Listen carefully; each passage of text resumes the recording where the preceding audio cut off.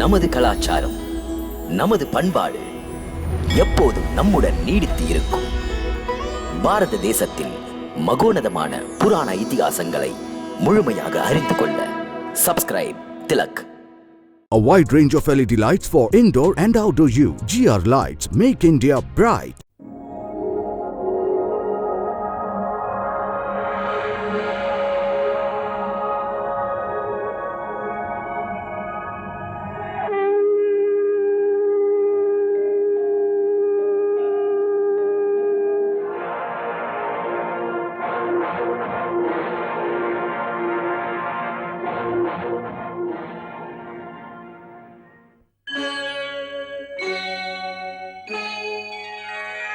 Krishna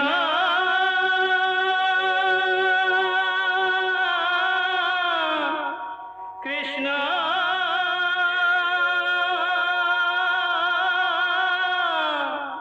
Hare Krishna Hare Hare.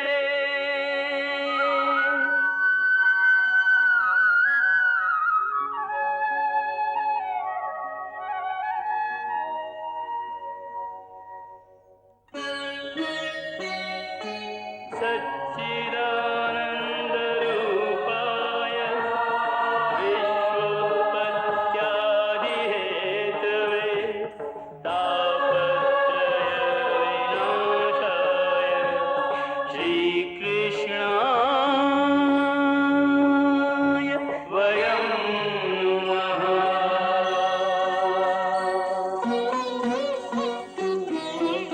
Shrikrishna Govind हरे मुरारे, हे नाथ नारायण वासुदेव. हरे कृष्ण राधे कृष्ण राधे राधे कृष्ण कृष्ण हरे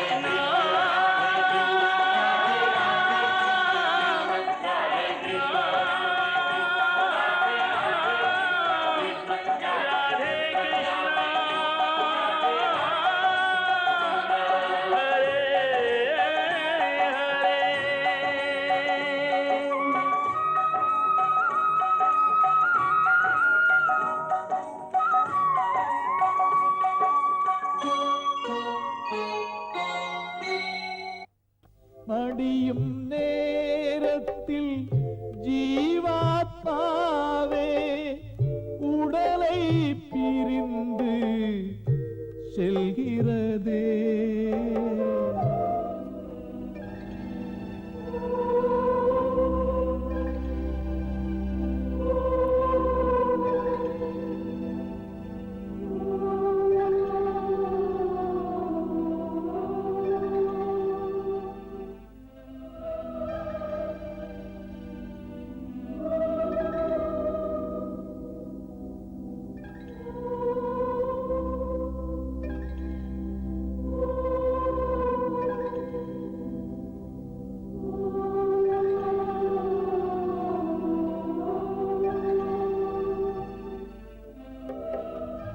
பொன்னும் பொருளும் உன்னுடன் வருமா, இன்பம் இனிமேல் இவைகள் தருமா.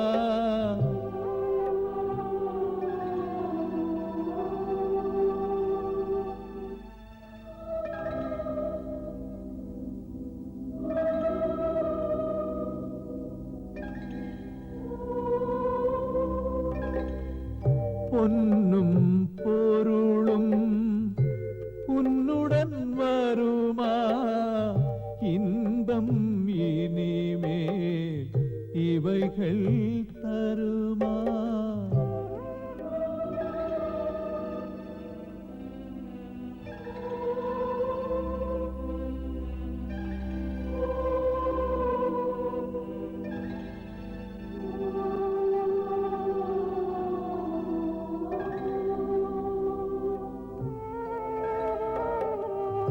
அழுதவன் உன்னுடன் துணை வருவானா, அருமை குழந்தைகள் உனை நினைப்பாரா.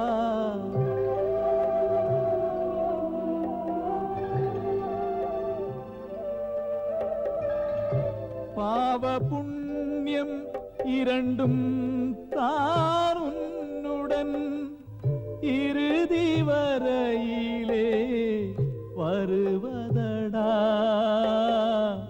பூவின் நறுமணம் காற்றில் கலந்து போவது போல் அது போகுமடா.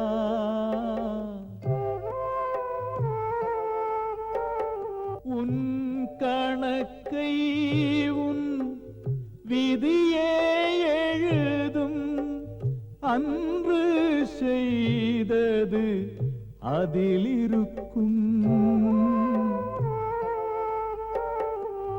நீ செய்த புண்ணியம் நீ செய்த பாவம் கணக்கில் வைப்பவன் கண்ணனடா.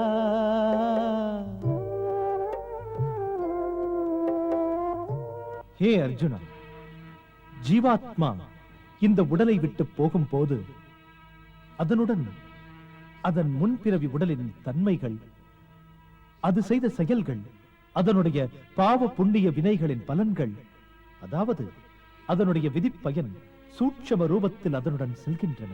ஏ மதுசூதனா, மனிதன் உடலை விட்டுவிட்ட பிறகு ஜீவாத்மா எங்கு செல்கிறது? மனித உடலை விட்டுவிட்ட பிறகு மனிதனின் முன்வினை பயனுக்கிணங்க அது பண்ணிய பாவ புண்ணியங்களை அனுபவிக்கப் போகின்றது. அதற்காக இரு யோனிகள் படைக்கப்பட்டன. அது எப்படியெனில், உயர்ந்த யோனி, தாழ்ந்த யோனி. ஒரு புண்ணியம் செய்தவனின் ஜீவாத்மா உயர்ந்த யோனியில் சுகம் அனுபவிக்க சொர்க்கம் போகின்றது.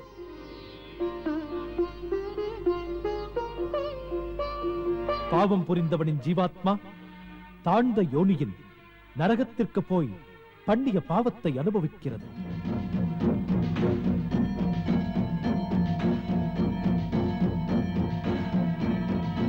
சில விதிவிலக்கும் இருக்கிறது. சில பிறவிகள் சொர்க்க நரக சுக துக்கங்களை இந்த லோகத்திலேயே அனுபவிக்கிறது. இந்த லோகத்திலா? அது எப்படி?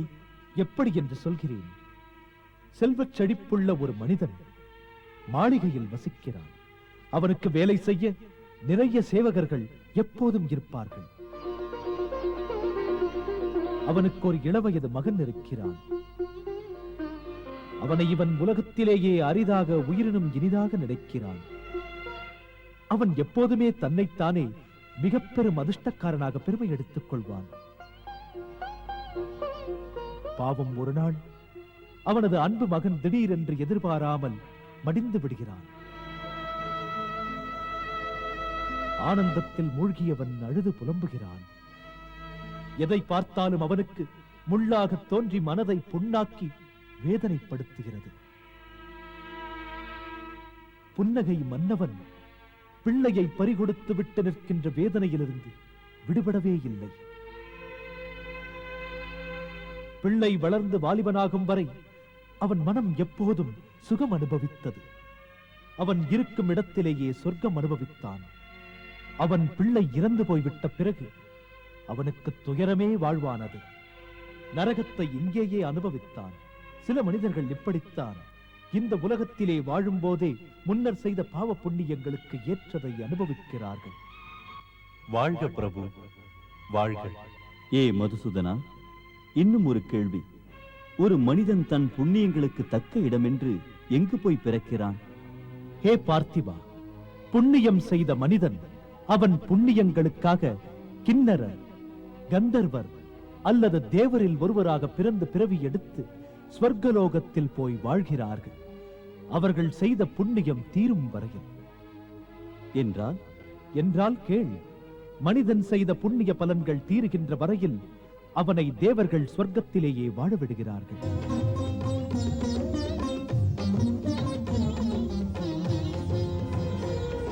புண்ணிய கணக்கின் இருப்பு தீர்ந்து விட்டதென்றால் மீண்டும் அவர்கள் பூமிக்கு வந்து பிறக்க வேண்டியிருக்கிறது. மண்ணுலகில் மறுபிறவி அவர்கள் எடுக்க வேண்டியாகிறது. प्राप्त पुण्य कृताम लोकान उष्यत्वा शाश्वती समाह शुचीनाम श्रीमताम गेहे योग भ्रष्टो अभिजायते। மாதவா, ஸ்வர்கலோகம் போன மனிதனின் புண்ணியங்கள் ஏன் தீர்ந்து போகிறது? அங்கு அவர்கள் தேவயோனியில் ஜனிக்கிறார்கள். ஆகையால் நல்ல செயலே புரிந்து வருவார்கள். அவர்கள் நல்லது புரிந்ததற்கு புண்ணிய பலன் உண்டா இல்லையா?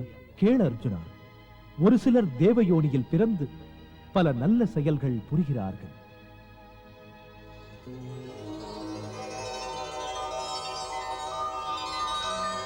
கீழான யோனியில் பிறந்த மனிதர் சிலர் கொடும் செயல்கள் செய்கிறார்கள். அந்த கர்மங்களால் அவர்களுக்கு எந்த பலனும் கிடைக்காது. ஏன்? ஏனெனில் அங்கு அனுபவிக்க பிறந்தார். அங்கு பிறந்த அவர்கள் அவருடைய நன்மை தீமை செய்ததின் பலனை பெறுகிறார்கள். அந்த யோனியில் பிறந்ததினால் புண்ணியமோ அல்லது பாவமோ அவர்களை ஒட்டாது. ஹே பார்த்தனே, இங்கே மனிதனின் யோனியில் பிறப்பதினால் தான் அவர்கள் செய்த வினைக்கு ஏற்ப பலன் கிடைக்கிறது. ஏனெனில் இது கர்ம யோனி. நான் அறிந்த அர்த்தம் இதுதான். இங்கே ஒரு மிருகம் ஒருவனை கொன்றால் அந்த பாவம் அதை சேராதா? அதே ஒரு மனிதன் யாரையாவது காரணமின்றி கொன்றால் அது பாவம் இல்லையா? இதுவும் சரி. முரண்பாடுகள் இதிலே ஏன்? அதுதான், பூமியில் உள்ள எல்லா ஜீவன்களிலுமே இந்த மனிதன் என்பவன் மாறுபட்டவன், விவேகம் உள்ளவன். அவன் நன்மை தீமைகளை தெரிந்து கொள்வான். மற்ற ஜீவன்களுக்கு அந்த பகுத்துணர்வு இல்லை. அதனால்தான் பாம்பு ஒரு மனிதனை காரணமின்றி கடிக்கிறது. அவன் மடிகிறான். அந்த பாம்புக்கு அவனை கொலை புரிந்த பாவமில்லை. அதுபோல புலி ஒரு மிருகத்தை கொன்று விடுகிறது. அந்த புலிக்கு எந்த பாவமும் இல்லை. ஒரு ஆட்டை எடுத்துக்கொள், பாவம் அது யாரையும் கொல்வதில்லை. இலை தழைகளை தின்கிறது. அதற்காக அதற்கு புண்ணிய பலன் கிடைப்பதில்லை. பாவ புண்ணிய வரவு செலவு, அதாவது வினை பயன், அது மனிதனுக்கு மட்டும்தான். அதனால்தான் மனிதன் பாவ புண்ணிய பலன்களை அனுபவிக்கிறான். அவன் மீண்டும் பலனுக்கேற்ற யோனியில் பிறக்கிறான். ते तम भुक्त्वा स्वर्गलोकम विशालम क्षीणे पुण्ये मर्तलोकम विशन्ति एवं त्रिधर्मम अनुप्रपन्ना गतागतम काम कामा लभन्ते. கிருஷ்ணா, தேவர்கள் யோனியில் மனிதன் பிறந்தால் அவன் போகம் துயித்து ஸ்வர்க்கத்திலிருந்து திரும்புகிறானே. ஆம், அவன் மனித யோனியில் பிறந்ததற்கு பிறகு மறுபடியும் செயல் புரிகிறான். அதாவது மீண்டும் அவன் ஜனன மரண துன்பங்களை அனுபவிக்கின்றான். ஏ மதுசூதனா, சலனங்கள் இல்லாத இடம் எது? திரும்பி வராத இடம் எது? இந்த ஜனன மரண சுழற்சியை நிறுத்த முடியாதா? சலனங்கள் இல்லாத இடம் என்பது என்னிடம்தான். அதாவது நான் வாழுமிடம். அங்கு ஒருவன் போய்விட்டால் பிறகு இங்கு திரும்ப வேண்டி வராது. அதை மோட்சம் என்பார்கள். न तद भास्यते सूर्यो न शशांको न पावकः यद गत्वा न निवर्तन्ते तद धाम परमम मम. எங்கே மனிதன் போனாலும் இங்கே வர வேண்டும். இங்கே வராமல் இருப்பதற்கே என்னிடம் வர வேண்டும். அமைதி பெற வேண்டும்.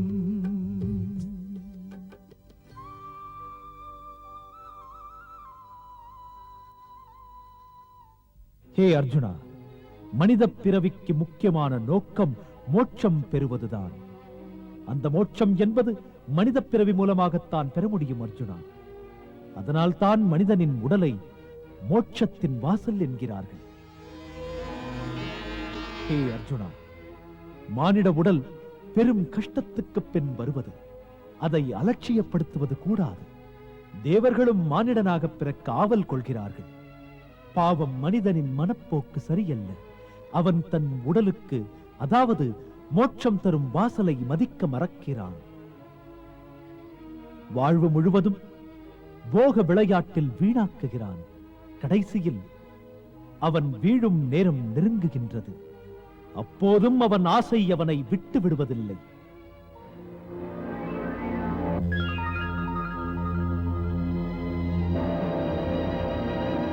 ஹே அர்ஜுனா, மரணத் தருவாயில் ஆசையின் வேகம் அவனை பாடாகப்படுத்திக் கொண்டிருக்கிறது. அந்த ஆசையின் ஆட்டம்தான் மனிதனின் அடுத்த பிறவிக்கு வித்திடுகிறது. यम यम वापि स्मरन् भावम त्यजति अन्ते कलेवरम तम तमे वैति कौन्ते सदा तद भाव भावितः. பிரபு, பகவான் ஸ்ரீ கிருஷ்ணர் சொல்வதின் பொருள் என்ன? தான் இறக்கும் சமயத்தில் மனிதனுக்கு அவன் மனதில் என்ன எண்ணம், என்ன ஆவல் இருக்கின்றதோ அதுபோல் அவனுடைய அடுத்த பிறவி அப்படியே அமையும் என்கிறார். இதற்கு பொருள் என்ன? தேவி, இந்த சமயம் பகவான் ஸ்ரீ கிருஷ்ணர் சொன்னது மிகவும் நுட்பமானது, குறிப்பால் உணர்த்துவது. பார்வதி, இது ஒரு ரகசியமான கலையாகும். இந்த ரகசியம் தெரிந்ததானால் அந்த மனிதனுக்கு மிக அரிதான அந்த மோட்சமே கிடைக்கிறது. புரியவில்லையே இறைவா, அந்த ரகசிய வித்தை என்ன? தேவி, இந்த ரகசியமான கலை மீட்பை தருவது. பிரபு சொன்னதென்ன? மனிதன் இருந்தவரை எப்படி எப்படி வாழ்ந்து வந்தாலும் சாவு வரும்போது தன் உள்ளத்தை ஒருமுகப்படுத்தி இறைவனிடம் மட்டும் அவன் நினைவு இருக்குமானால் உடலை நீக்கிவிட்டு அவன் நேராக பரமாத்மாவின் சரணங்களை போய் சேருகிறான். அங்கிருந்து அவன் திரும்புவதே இல்லை.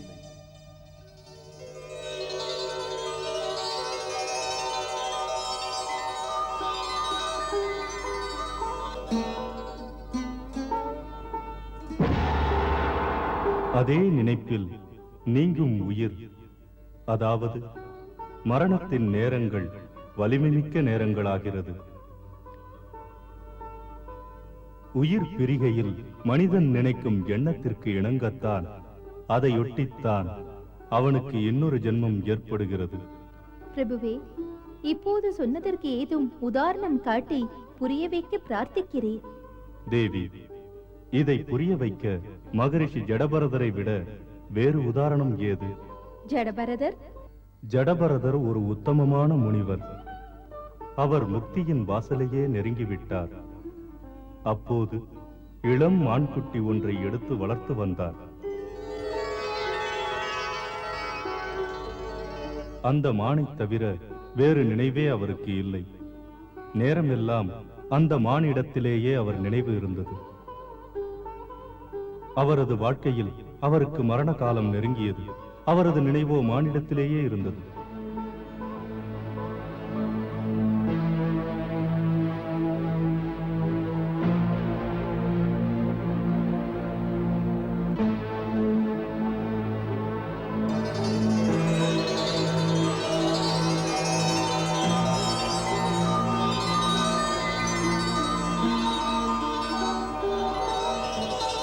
ஆம், உயிர் அடங்கும் நேரத்திலும் அந்த முனிவரின் நினைவு மான்குட்டியிடமே இருந்தது.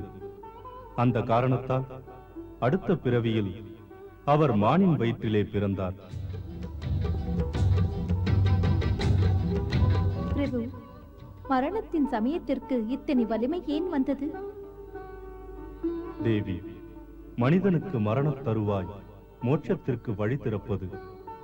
அந்த சமயத்தில் ஒரு மனிதன் தன்னை படைத்தவனை நினைப்பதற்கு பதிலாக அவருடைய மாயா மோகத்தில் மயங்கினால் அது இறைவனையே அவமதித்தலாகிறது.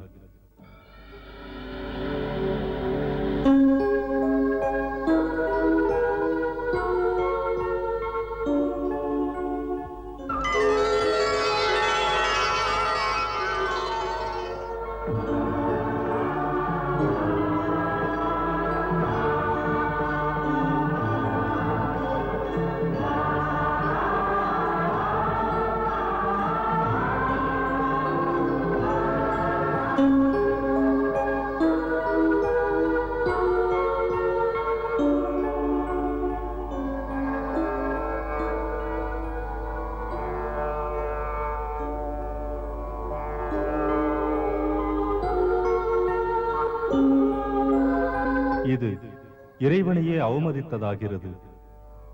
அந்த மனிதன் தன்னை படைத்தவனை விட அதிக மதிப்பு இறைவன் படைத்த மாயைக்கு தருகிறான்.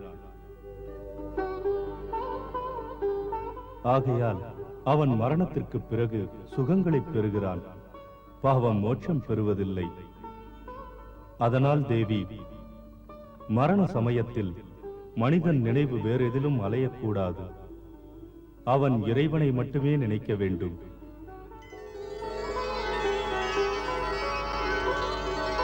ஏ யோகீஸ்வரா, தாம் என் பல கேள்விகளுக்கு பதில் தந்தீர்கள். இன்னும் ஒரு கேள்விக்கு எனக்கு பதில் வேண்டும். பொதுவாக மரண தருவாயில் மனிதனுக்கு மிகவும் கஷ்டமாயிருக்குமாமே. ஏனெனில் மரணம் யுத்த பூமியில் அஸ்திர ஆயுதங்களை தாக்கி அதனால் நேருமோ அல்லது அதுவாய் வருமோ? இந்த மரணத்தை தாண்டி போக ஒரு வழி இல்லையா? ஹே அர்ஜுனா, பிரச்சனை மரணத்தை தாண்டி போவது என்பதல்ல. பார்த்தனே ஜனன மரண வட்டத்திலிருந்து வெளியேறி மோட்சம் பெறுவதற்காக ஒரு மனிதன் மரணத் தருவாயில் தவிப்பதை தவிர்க்க பொருந்தும் வழி சொல்கிறேன். அது விரைந்து மோட்சம் பெறுவதற்கு, அதுவும் நேராக என்னிடம் வந்து சேருவதற்கு. அப்படி ஒரு வழி என்ன மாதவா? உயிர் பிரியும் சமயத்தில் அப்படியே எல்லா புலன்களையும் அடக்கி ஒடுக்கி, அதோடு மனதை இதயத்திலே நிலைநிறுத்தி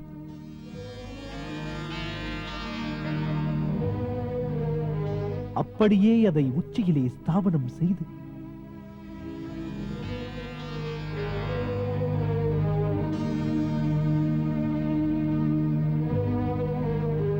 பரமாத்மாவை நினைத்துக் கொண்டு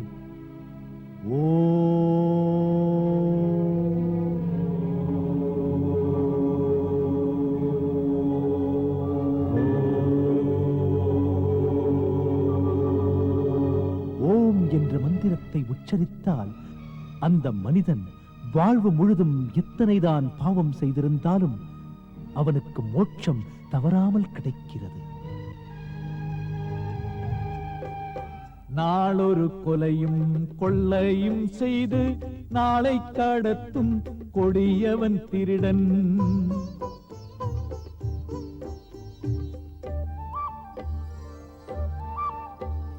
கொலை செய்த திருடன் தவறை உணர்ந்து அலைந்து திரிந்து என்னிடம் வருவான். அத்தனை பாவமும் அவனிடம் இருந்து, அத்தனை பாவமும் அவனிடம் இருந்து ஆதவனை கண்ட பனிபோ விலகும்.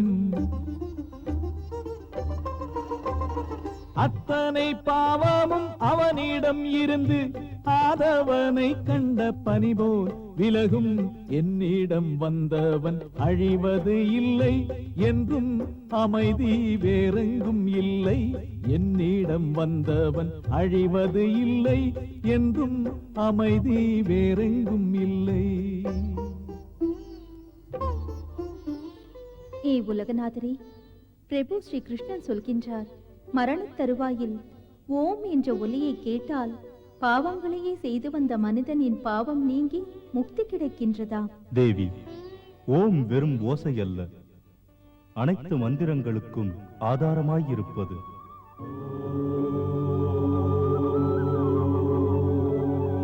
அதன் மகிமை எல்லையற்றது. ஆத்தியாத்மிக சாதனைக்கு சாதகமாக ஆதாரமானது ஓம்தான்.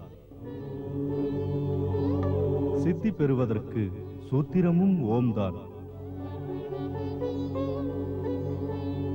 எங்கும் பரவியது. இதில்தான் தியானங்கள், ஆக்கம் தரும் சிருஷ்டிகள் உற்பத்தியாகின்றன.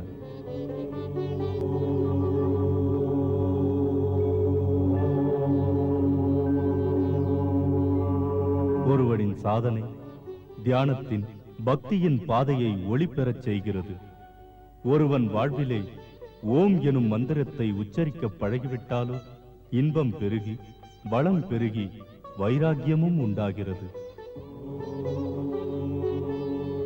பிரபு, ஓம் என்பது மனித வாழ்க்கைக்கு தொடர்புள்ளது.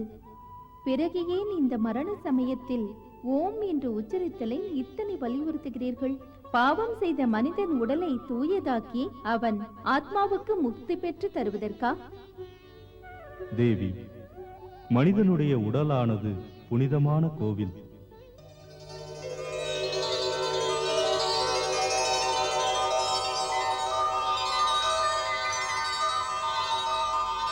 மானிட உடலுக்குள்ளே இதய தாமரையில் ஆத்மாவின் திவ்ய ஜோதி ஒளி வீசுகிறது.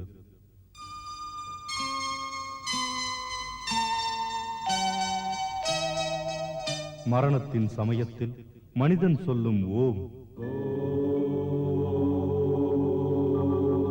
ஓம்,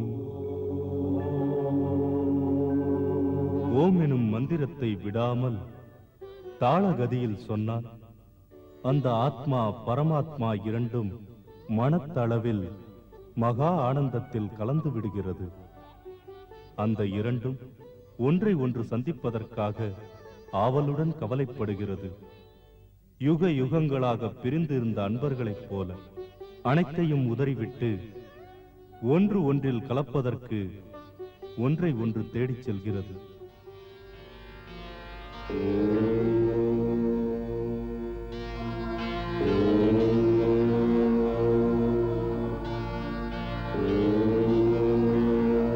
வாழ்க பிரபு வாழ்க. தாம் பரமாத்மாவை ஆத்மா சந்திப்பதை இத்தனை அழகுற இத்தனை சுவையோடு விளக்கினீர்கள். தேவி, மனித உடலை பிரபு முக்தியின் வாசல் என்கிறார். பாவம் மனிதன் இதன் மகிமைகள் புரியாமல் இருக்கிறார். இந்த பெருமைக்கு காரணங்கள் மனித உடலின் அமைப்பும் கூட வியக்கும்படி இருக்கிறது. ஏ கேசவா, உங்கள் உபதேசங்கள் என் உள்ளத்திலே ஒளியேற்றி அறியாமை என்னும் இருட்டை விரட்டிவிட்டது. வந்த சொந்த உணர்வு, பாச நேசங்கள் என்ற பொய்த்திரை கிழிந்தது. துவண்டவன் நிமிர்ந்து தமது ஆணைகளை ஏற்க காத்திருக்கிறேன். ஹே அர்ஜுனா, புயலின் மொழி போன்ற உன் சொல் கேட்டு பூரிப்பும் மகிழ்ச்சியும் அடைகிறேன். போர்க்கள கீதை பலித்தது, முயன்றது முடிந்தது. விழித்த பிறகும் உன் மனதில் அமிழ்த்தும் கவலை தோன்றினால், சந்தேகம் துளைத்தால், ஏதும் பிரச்சனை தொட்டால், இல்லை மாதவா, இப்போது சந்தேகமேதும் இல்லை, சலனங்கள் இல்லை, ஒரு குறை இல்லை. மனம் முழுதும் ஒரு நம்பிக்கை நிறைந்திருக்கிறது. கேசவா, இனிமேலும் கேள்வி பதில் இல்லை, சோகங்கள் இல்லை. கடமையாற்றுவேன் என்று நம்புங்கள். செயல்படு என்றால் அதன்படி நடந்து தீர்ப்பளிக்கும் போர்க்களத்தில் பார்த்தன் புயலாக சீறி எழுந்து போராடுவேன் என்று நம்புங்கள். இவன் என்ன செய்ய வேண்டும் என ஆணையிடுங்கள். இமை திறந்து புறப்படு என்றால் உணர்ந்து கொள்வாயோ? ஆம் கேசவா, குழம்பி இருந்தவன் கேட்டேன், குழப்பங்களை தீர்த்து விட்டீர்கள். திரை விலகியது. ஒடுங்கி கிடந்த உணர்வுகள் மலையை உடைக்கும் அளவுக்கு எழுந்தது. துள்ளி எழும் சிங்கக்குட்டியை செயல்படுத்துங்கள். செயல்படுவது கடமை புரிந்ததா அர்ஜுனா? குழம்பிய புத்தி கூர்மையாகட்டும். செயல்படு. பார்த்தா, நான் சொல்ல விரும்புவது மிக தெளிவானது.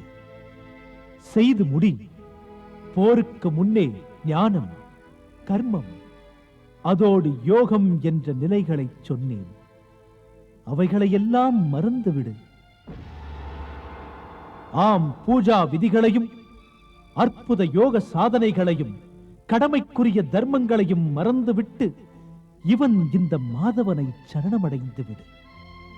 எவ்வாறு காலிலே முள் குத்தியவுடன் ஓடி வரும்போது உடலில் சேறுபட்ட பிள்ளை அழுது அழுது பயந்து அம்மாவிடம் வருகின்றதோ அதுபோல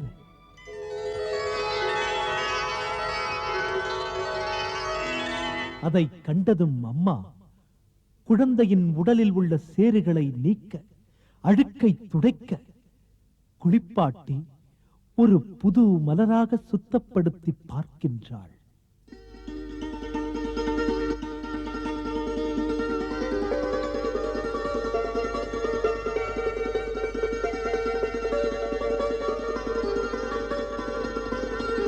ஏ அர்ஜுனா, அதைப் போல உன் மன அழுக்கையும் உன் பாவ அழுக்கையும் போக்கி புத்தம் புதியவனாக மாற்றி விடுகிறேன். தலைப்படுத்தும் உலக பாசங்களிலிருந்து விடுவித்து அன்பனே உனக்கு நிலையான அமைதி தருகின்றேன். அர்ஜுனா, सर्वधर्मान् परित्यज्य मामेकं शरणं व्रज अहं त्वा सर्व पापेभ्यो मोक्षयिष्यामि मा शुचः. மனிதன் வாழ அறிவுரையாக உனை உணர்ந்தாலே அது தானே கீதை. பாசத்தில் இருந்து மீட்பேன் உன்னை, சோகத்தை விடு என் பக்தியில் மூழ்கு. சோகத்தை விடுவோம், சுகமே பெறுவோம். தர்மம் அதர்மம் அறிந்தாலே போதும், நீ உணர்ந்தால் வாராது பாவம் தேராத நாராயண வாசுதேவா. ஸ்ரீ கிருஷ்ணன் சொல்கின்ற கீதோபதேசம் கேட்டாலே நீங்கும் உன் வந்த பாசம். பிரபு எங்கள் சுவாமி நீ காட்டும் பாதை, பிரபு எங்கள் சுவாமி நீ காட்டும் பாதை. உணர்ந்தாலே போதும் உலகங்கள் வாழும். ஸ்ரீ கிருஷ்ண கோவிந்த ஹரே முராரே, ஹே நாத நாராயண வாசுதேவா. ஹரே கிருஷ்ண ஹரே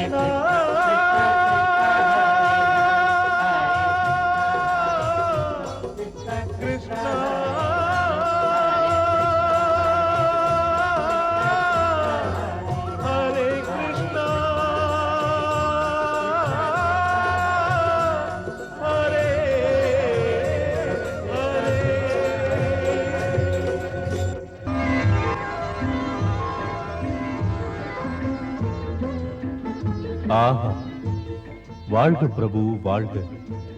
ஹே பக்தவச்சலா, இப்படி உங்களால் தான் சொல்ல முடியும். இதற்கு மேலாக இன்னும் சொல்வதற்கு மிஞ்சியதே இல்லை. யாவர்க்கும் உதவும் பிரபு, யாவர்க்கும் உதவும்.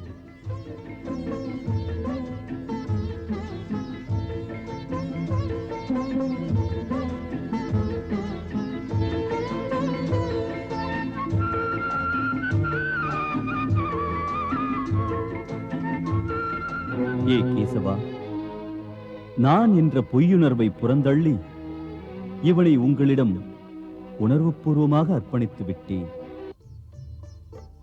பார்த்தனுக்கு இனி ஆணையிடுங்கள். இவன் செய்ய வேண்டியது என்ன? அர்ஜுனனே உந்தன் ஆற்றலை காட்டு, கீதையை நான் சொல்லி பலன் என்ன கேட்டு.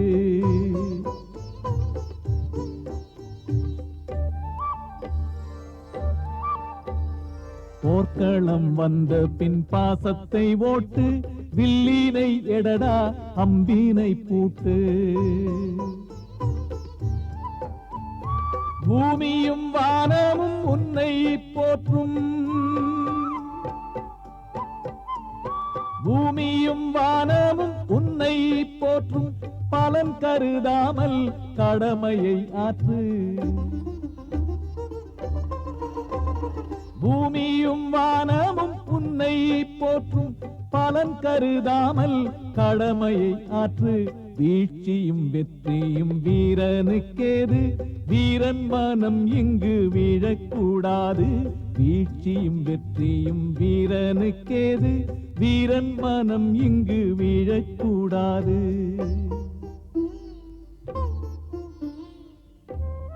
ஹே அர்ஜுனா, இப்போது நீ தர்மக்ஷேத்திரத்தில் உன் பிறவிக் கடமைகளை முடிக்க எழுந்து முன்னேறு. கைப்பிடியில் காண்டீபத்தை எடுத்து அதன் உறுதியை காட்டு. உன் காண்டீபத்தின் டங்கார ஓசையால் யுத்தத்திற்கு முழக்கமிடு.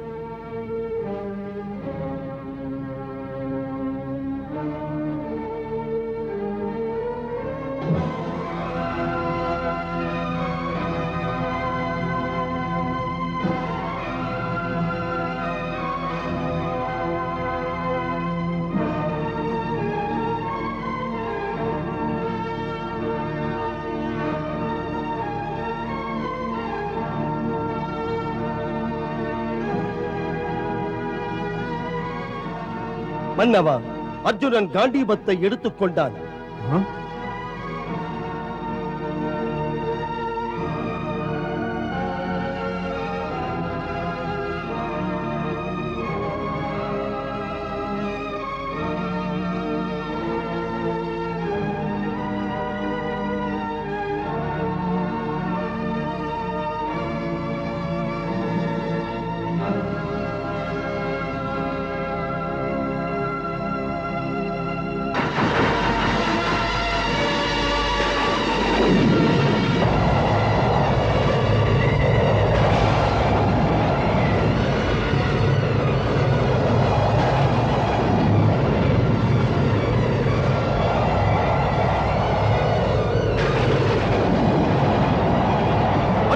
காண்டீபத்தில் நாணை இழுத்து டங்கார ஓசை செய்கிறான். யுத்தத்தை தொடங்க தூண்டுகிறான்.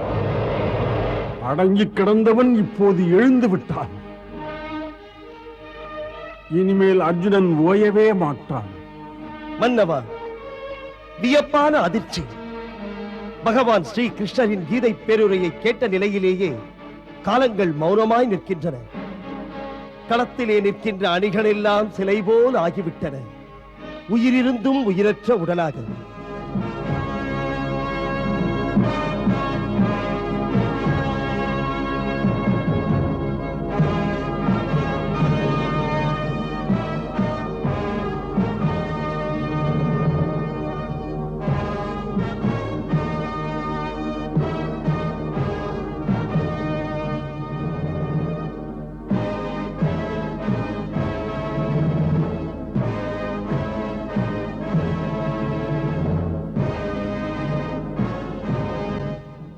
குதிரைகள் அசையாது நிற்கின்றன பதுமை போல. கிருஷ்ணனின் நாடகம், யுத்த பிரகடனம் இனிமேல் தான் வரும். ஆம் மன்னவா, யுத்தம் தொடங்க இருக்கிறது. நான் நம்பிக்கையோடு சொல்கிறேன், வீரம் மிக்க பாண்டவர்கள் வரலாறு காணாத வெற்றியை அடைவார்கள். பாண்டவர் பற்றிய இந்த நம்பிக்கையை யார் சஞ்சயா தந்தது உனக்கு? வெற்றி பாண்டவர்க்கென்று. நமது பக்கத்தில் தீரர் பீஷ்மர், ஆச்சாரிய துரோணர், கிருபாச்சாரியார், செயலாற்றல் நிறைந்த எத்தனையோ வீரர் இருக்கிறார்கள். இருக்கலாம். மாதவன் கிருஷ்ணன், மாவீரன் அர்ஜுனன் நம் பக்கம் இல்லையே. அவர்கள் இல்லை என்றால் என்ன? மன்னவா, பகவான் வேதவியாசர் எனக்கு ஞானக்கண்ணை உவந்து அளித்திருக்கிறார். அந்த விழியின் மூலம் பகவான் ஸ்ரீ கிருஷ்ணரின் விஸ்வரூபமும் சதுர்புஜ ரூபமும் கண்டேன். அவர்கள் எல்லாம் வல்லவர்கள். அவர்கள் நினைத்து விட்டால் இங்கே நிற்கின்ற அனைத்து அணிகளையுமே தூளாக்குவார்கள். அவர்களை எந்த வல்லவனாலும் வீழ்த்துவது இயலாது. அவர்கள் பக்கம் பகவான் ஸ்ரீ கிருஷ்ணரே இருக்கும் போது அதை வைத்துத்தான் சொல்லுகிறேன், இதில் வெற்றி பாண்டவருக்கே என்று. எங்கே கிருஷ்ணர் இருக்கிறாரோ, எங்கே பார்த்தன் இருக்கிறானோ, அங்கே வெற்றி என்பது நீர்மேல் எழுத்தல்ல, கல்லின் மேல் எழுத்து. கீதாமுதம் அளித்தார் பகவான் ஸ்ரீ கிருஷ்ணர். ஓய்ந்து துவண்ட அர்ஜுனன் வில்லை எடுத்தான் தலை நிமிர்ந்து. நம்பிக்கை கீதை, செயல்பாடு அர்ஜுனன். பாண்டவர் பக்கம் தோல்விக்கு நெருங்கவே சக்தி இல்லை. இது என் மனசாட்சியின் குரல். ஹே அர்ஜுனா, உன் காண்டீபத்தில் நானேற்றி ஓசை கொடுத்து தொடங்கும் போர் என்று காட்டிவிட்டாய். இனி உன் தேரோட்டிக்கு ஆணை கொடு. எனக்கு என்ன பணி? கேசவா, பக்தன் பகவானுக்கு ஆணையிடவா? ஹே அர்ஜுனா, அப்படி சொல்வதில் தப்பென்ன? யுத்த பூமியில் பார்த்தா நான் உனக்கு தேரோட்டி, பணி சொல்ல நீ எனக்கு வழிகாட்டி. பிடி கடிவாளத்தை என்று சொல் நீ செயல்படுகிறேன். இப்போது நீ காண்டீபம் ஏந்தும் அர்ஜுனன். ஆகையால் ஏ அர்ஜுனா, எனக்கு நீ ஆணையிடாவிட்டால் எப்படி இந்த தேரை முன்னே ஓட்டிக்கொண்டு போவது? ஹே மகாரதி, ஆணையிடுங்கள். ஹே மகாரதி, அன்பு கூர்ந்து ஆணையிடுங்கள். ஏ பார்த்தசாரதி, தேரை பாண்டவர்களின் அணியில் நான் நிற்க வேண்டிய இடத்தில் கொண்டு நிறுத்து. உங்கள் ஆணை.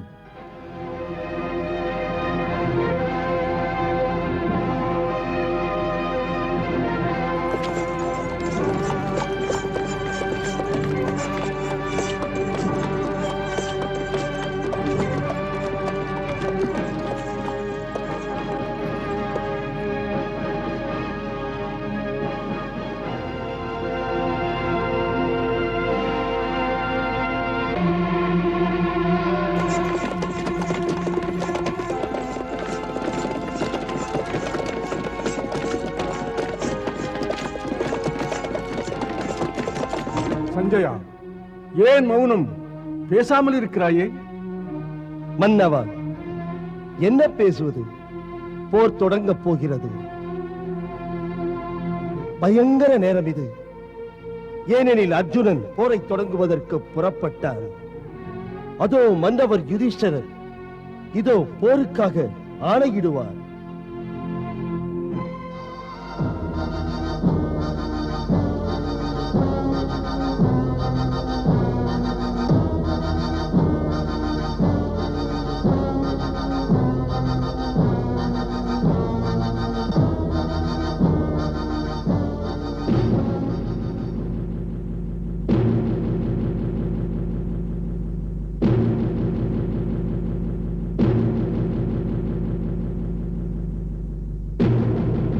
இடையிலே இது என்ன? என்ன ஆயிற்று சஞ்சயா? எனக்கும் அதை சொல்.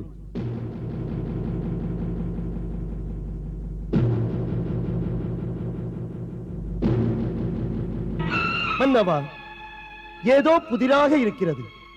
புதிராக இருக்கிறதா? அதை புரியும்படியாக சொல்லேன் சஞ்சயா. மன்னவா, பாண்டவரில் மூத்தவர் மன்னவர் யுதிஷ்டரர் அவருடைய அஸ்திரங்களை எல்லாம் தேரிலேயே வைத்து விட்டார். அஸ்திரங்களை வைத்தானா? ஆம் மன்னவா, அதை கண்டு பாண்டவர் எல்லாம் விக்கித்து நிற்கிறார்கள்.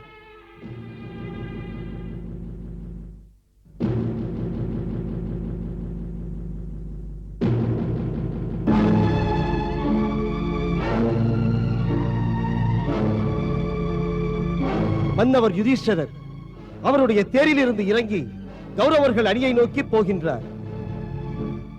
கௌரவர்கள் அணியை நோக்கி போகின்றாரா?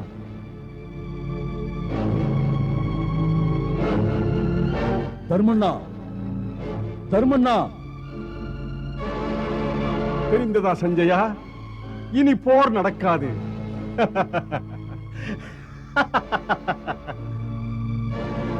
அஞ்சி விட்டான் தர்மன் கௌரவர்களின் எண்ணற்ற அணிகளை கண்ணெதிரே கண்டு.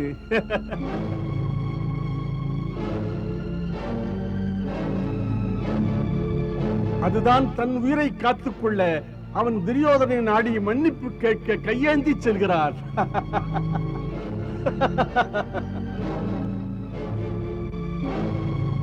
மருகனே, களத்திலே கை கூப்பி வரும் தர்மனை பார்த்தாயா? பரிதாபம் மாமா. இனிமேல் கிருஷ்ணன் என்ன செய்வான்? என்ன செய்வான் கிருஷ்ணன்?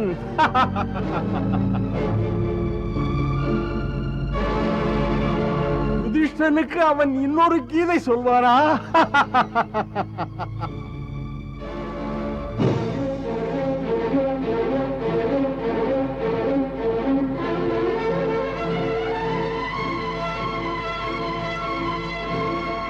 ஏதோ புரியாத நாடகம் நடக்கிறது. யுதிஷ்டிரன் நம் கௌரவருக்கு முன்னே கை குவித்து வருகிறான்.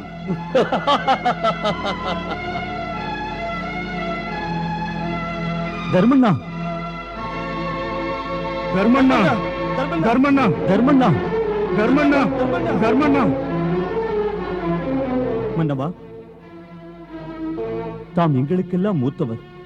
தம்பியரை விட்டுவிட்டு எதிரிகளை நோக்கி ஏன் செல்கிறீர்கள்?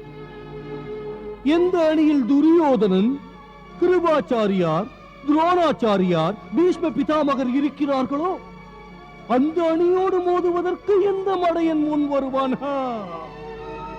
இந்த யுதிஷ்டனுக்கு தெரிந்தது சூதாட்டம் தான், போராட்டம் அல்ல. அணிகளை பார்த்தவுடனேயே அஞ்சுகிறார். சத்திரிய குலத்தில் ஏன் வந்து பிறந்தார் இந்த யுதிஷ்டர்? யாரை பார்த்தும் கேலி பேசாதீர்கள். நகைப்பிற்கும் களிப்பிற்கும் இது இடமல்ல. ஆற்றல் குறைந்தவர்கள் நாங்கள் அல்ல. ஏ பாரத திலகமே, உங்கள் மனதில் என்ன இருக்கிறது? நான் அதை பற்றி சொல்கிறேன். யுதிஷ்டன் மனதில் என்னவென்று போராடுவதற்கு அஞ்சி துரியோதனனிடம் கெஞ்சி செல்கிறார் அந்த கோழை.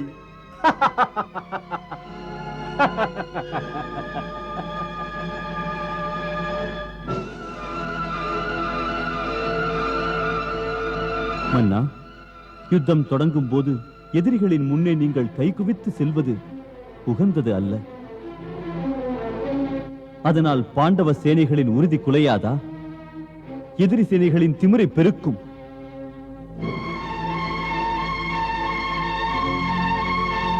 ஆம் மன்னவா, திரும்பி விடுங்கள். யுத்தம் தொடங்க ஆணையிடுங்கள். இல்லை, யுத்தம் தொடங்க ஆணையிட அவசியமில்லை.